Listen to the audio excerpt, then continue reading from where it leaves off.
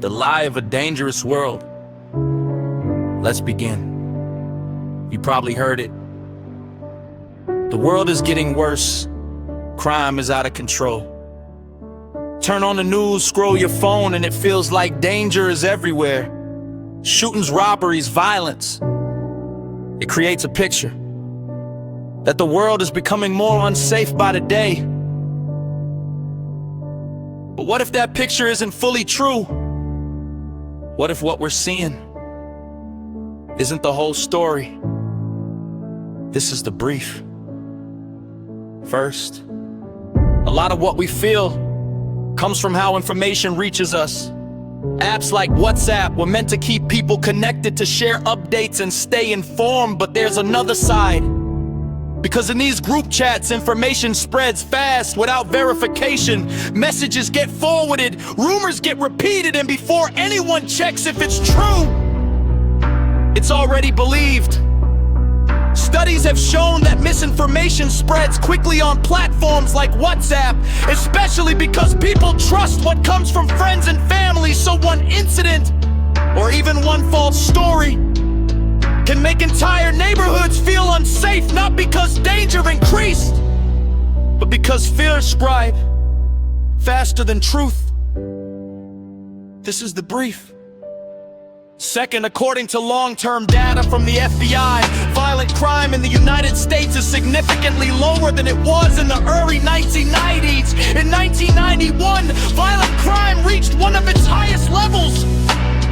Since then, over decades, it has dropped dramatically. Cities like New York saw this shift clearly, going from over 2,000 homicides a year to a fraction of that today.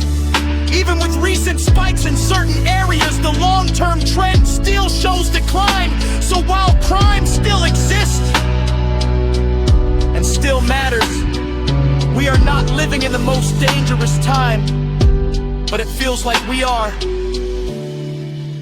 This is the brief. Third, and there's something deeper connected to all of this. As poverty decreases, crime tends to decrease with it.